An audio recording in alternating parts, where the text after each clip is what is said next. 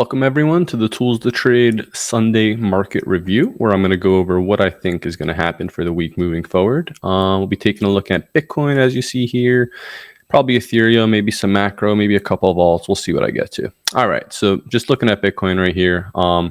First things first, CME just opened about 40 minutes ago. We do have a gap here. Let's show it real quick. Closed around 27,300, currently at 27.5 on the CME. So right below these key stops right here, we have a gap.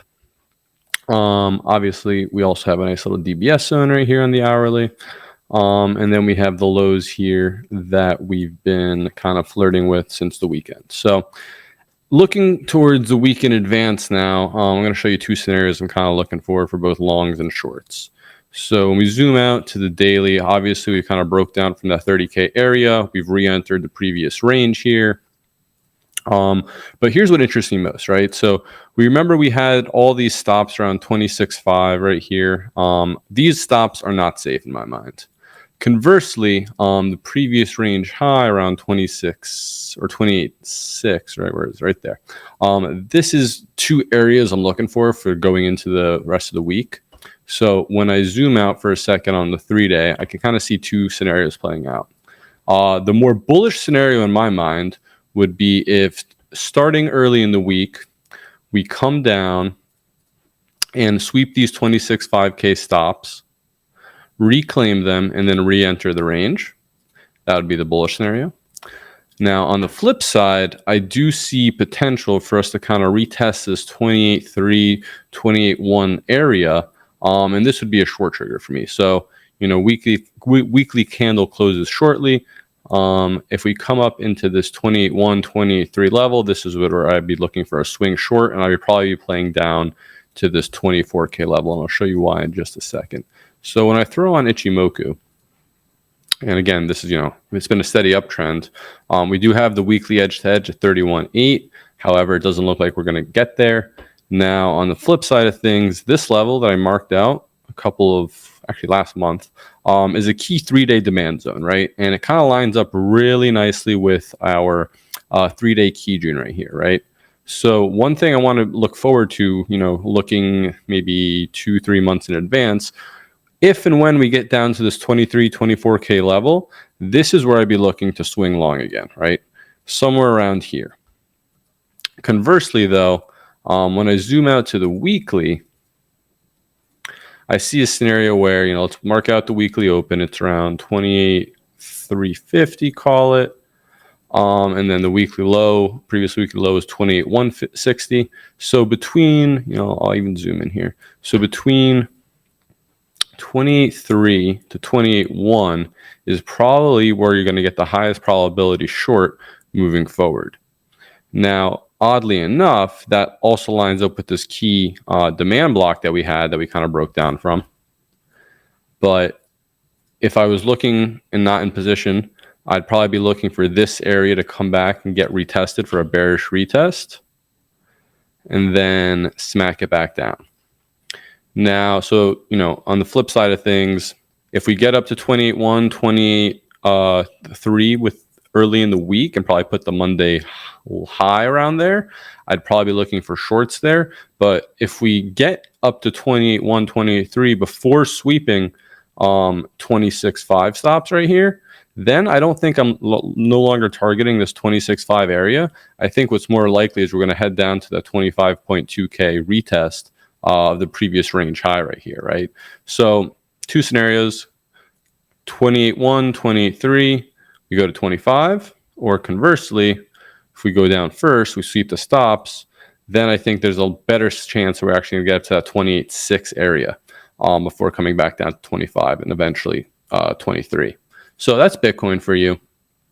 Just how I'm seeing the market when I compare with Ichimoku and just general market structure on a higher time frame.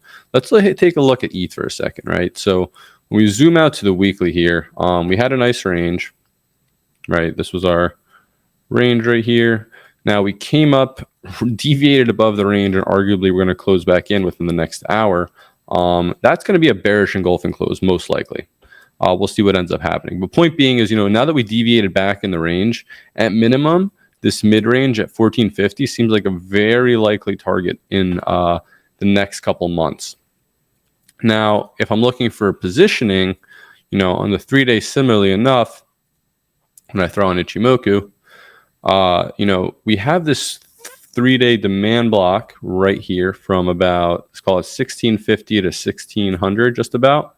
And it lines up with our Kijun-sen, which is at 1605, then moves up to 1650 in about, 9, 10, about 3-4 weeks from now. So if we ever come down into here, this is probably where I'm looking to swing long again.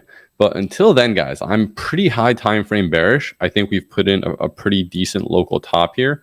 It goes without saying. We know we didn't touch the 3-day edge to edge at 2200, but this is as clear a day as a reversal, right? So you have the up thrust, the indecision candle, followed by the down thrust. That's essentially a 3 inside down candle, which we talked about on ETHBTC on stream last week. The inside up candle that we had for the reversal. So, moving forward, I do think shorting bounces is going to be much more profitable than longing dips. On top of that now, if I'm looking to get swing short ETH, ideally, I'd really like to see a retest of this 1920-ish area. Where's that? Right. Yeah, right here. So this area that we can kind of consolidate under before we broke out, and then we tried to flip into support, that to me is the most likely area for us to actually bounce from and kind of turn into resistance moving forward. So just to give you guys a little idea of how I'd play that probably. So if we got this 1920 area, I'd probably be looking to swing short from 1920, call it 1925, all the way down to 1760. And I'll show that in just a second.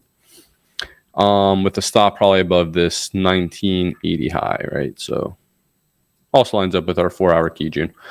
So that to me is going to be the highest probability swing short scenario. And the reason why I like this 1760 area for targets, because if you'll notice here on the daily Ichimoku on Ethereum, our Kijun-sen that hasn't been touched, since we broke out from the March lows, is at 1760, right? Just about, call it 1755. So that to me is a high time frame mean reversion area that if I was shorting, I'd like to probably close my shorts at and potentially get long from for a scalp. But again, like we mentioned, that 3-day demand zone right here, that's going to be the much more high probability swing long. I think you can probably long 1760 for a bounce, but I don't think it's going to be a swing play. I think you're just going to play for a bearish retest.